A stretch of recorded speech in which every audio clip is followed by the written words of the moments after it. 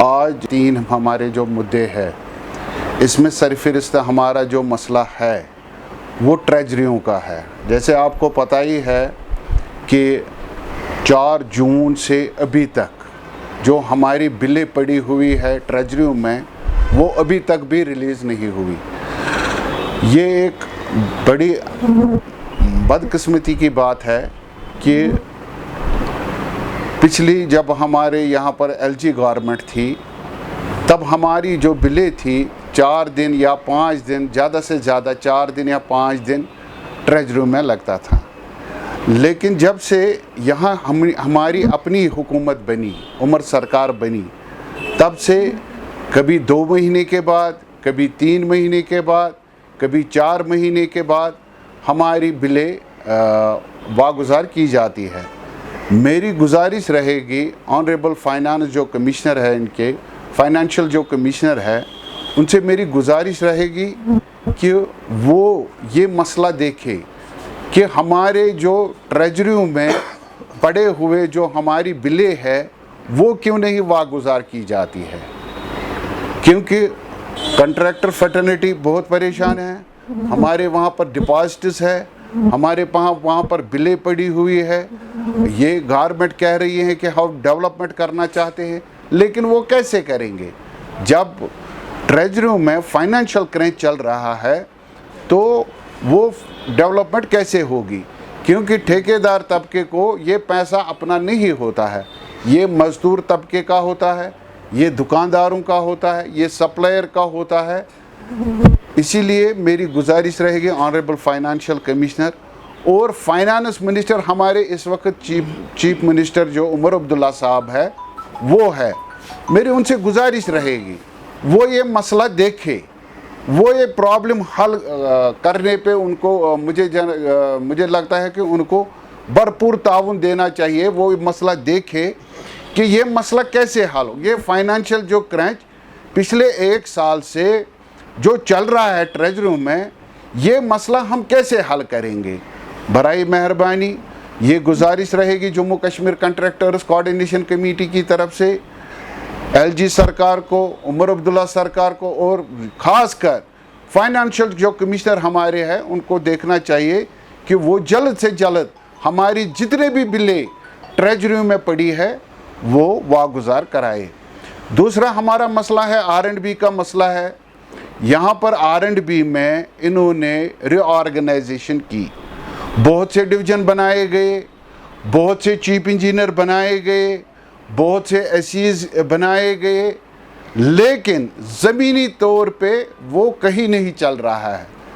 डिवीज़नों में जगह ही नहीं है, डिवीज़न अगर बनाए गए वहाँ पर उनको ऑफिस ही नहीं है, वहाँ उस किस्म का स्टाफ ही नहीं है वो डिवीज़न हम चला सके।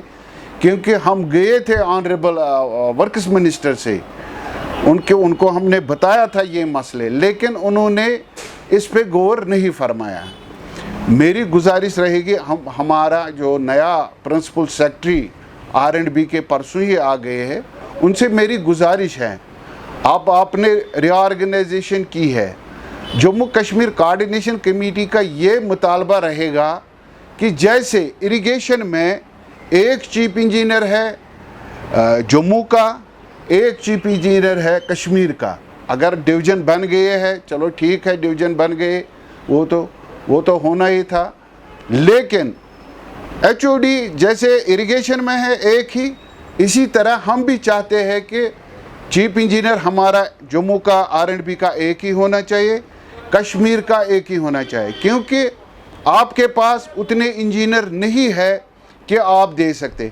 आपको ये पता होनी चाहिए कि कम से कम 1 महीना हो गया कि हमारे चीफ इंजीनियर जो पिछले इंजीनियरिंग चीफ और चीफ इंजीनियर सेंटर रिटायर हो गए, तब से अभी तक कोई नहीं है। सिर्फ इंचार्ज को लाते हैं, बारामूला का इंचार्ज है, उसके पास 3 चार्ज ऑलरेडी है, उसके पास एरा है, उसके पास साउथ कश्मीर का है, उसके पास नॉर्थ कश्मीर का है, अब उसको सेंट्रल कश्मीर का भी बना दिया गया।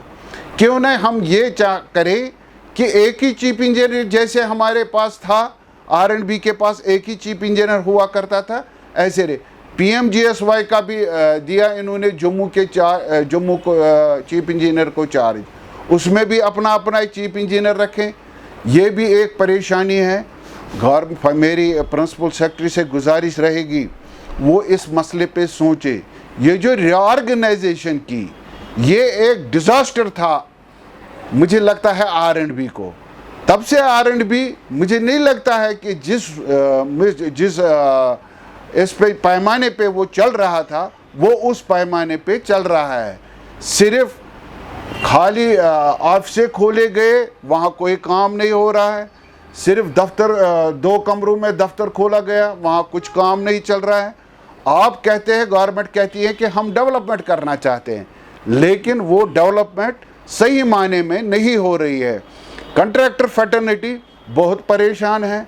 बराई मेहरबानी मेरी अपील रहेगी प्रिंसिपल सेक्रेटरी साहब से, उमर अब्दुल्ला साहब से, वो इस मसले को देखे। एक ही चीफ इंजीनियर अगर सारे डिपार्टमेंटों में है तो क्यों ना R&B में भी एक ही चीफ इंजीनियर जम्मू का रहे, एक ही चीफ इंजीनियर कश्मीर का रहेगा। ये हमारा दूसरा मसला था। तीसरा हमारा मसला है जो हमारी पुरानी पेमेंट है, चाहे वो R&B में हो, चाहे वो किसी भी दफ्तर में है, वो हमने गवर्नमेंट के साथ टेकअप किया था। लेकिन मुझे नहीं लगता है कि ये जो नई गवर्नमेंट हमारी आ गई वो इसको सीरियसली ले रहे हैं। हमें ये उम्मीद थी कि पिछली LG गवर्नमेंट वो लाई तो लायल कर रहे थे पैसे देने में, लेकिन फिर भी उन्होंने हमें 200 करोड़ रुपया रिलीज़ कर दिया। लेकिन हम इनके पास भी गए, ये जो हमने अपनी हुकूमत चुनी है उनके पास गए, लेकिन मुझे नहीं लगता है कि ये संजीदा है कि वो पिछला पैसा जो हमारा कम से कम 2017 से हमारा 2019 तक पड़ा हुआ है वो वही है। और एक मसला है जल जीवन मिशन का। गवर्नमेंट ने एक कमेटी तश्कील दी है जिसमें हमारे MLA साहिबान इसके मेंबरान हैं। मेरी गुजारिश रहेगी उसके जो चेयरमैन बनाए गए हैं उससे मेरी गुजारिश रहेगी वो जल्द से जल्द वो जो कमेटी का रिपोर्ट है जल जीवन मिशन का, आप एक एक काम हमारी चेक कीजिए। आप एक एक काम हमने काम किया हुआ है जल जीवन मिशन में, हमारे ठेकेदारों ने काम किया है। हमने सिर्फ पाइप लेन किए हैं, हमने वाटर रिजर्वायर बनाए हैं, हमने वाटर 3200 स्कीमें हमने, मुझे लगता है कि कंप्लीट होने को जा रही है। मेहरबानी करके मेरी कमेटी से अपील रहेगी और प्रिंसिपल सेक्रेटरी जल जीवन मिशन के जो शलीन काबरा साहब है उनसे गुजारिश रहेगी कि वो जल जीवन मिशन में हमारे ठेकेदारों के कम से कम 1100 करोड़ रुपया इस वक्त पड़ा हुआ है वो जल्द से जल्द रिलीज़ करे, ताकि ये जो स्कीम्स इस वक्त इनकम्प्लीट है, क्योंकि जल जीवन मिशन के जितने भी ठेकेदार हैं उनके पास पैसा नहीं है इस वक्त कि वो जो काम अधूरा पड़ा हुआ है वो कंप्लीट कर सकें। मेरी गुजारिश रहेगी प्रिंसिपल सेक्रेटरी शलीन काबरा साहब से कि वो जल्द से जल्द जो 1100 करोड़ रुपया हमारा ठेकेदारों का जल जीवन मिशन में है वो जल्द से जल्द रिलीज़ करे।